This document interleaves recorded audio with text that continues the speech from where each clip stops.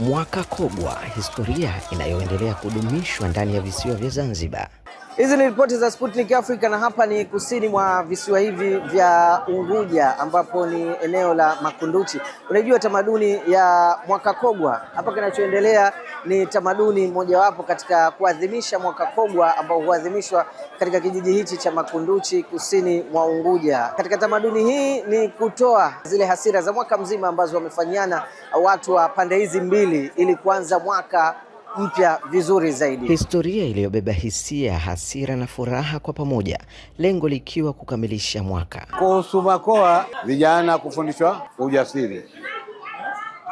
Lakini zamani wazee wetu walikuwa wanapigania vigongo. Kuchomwa kwa kibanda unaashiria hali ya usalama wa Zanzibar au dunia nzima kwa hali ya hewa.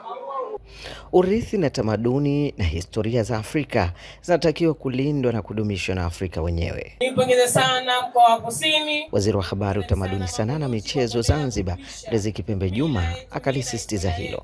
Ni jambo moja kubwa na zuri sana ambalo linaendelea kuitambulisha Zanzibar yetu duniani. Ni jambo ambalo tunapaswa kuendelea kuliendeleza siku zote. Lakini ni jambo ambalo tunapenda kulihimiza kwa watoto wetu, katika kuona tunawahimiza na kuwakumbusha kuhusiana na swala zima la Mwaka Kogwa. Utamaduni huo umewavutia wageni kutoka maeneo mbalimbali ya dunia na kuvutia hisia za wengi. Yeah, that's great. Like our guests from the hotel, they came with us here, so that's really great. I have never seen this before. And we saw a beautiful display of culture, lots of people fighting with the cornstalk to get out their issues from the past year, and in the end they come together and they burn. Ni utamaduni mzuri sana, watu wamejaa, watu wanatoka mpaka nje. Huu utamaduni mimi nimeshindwa kufananisha na utamaduni wote.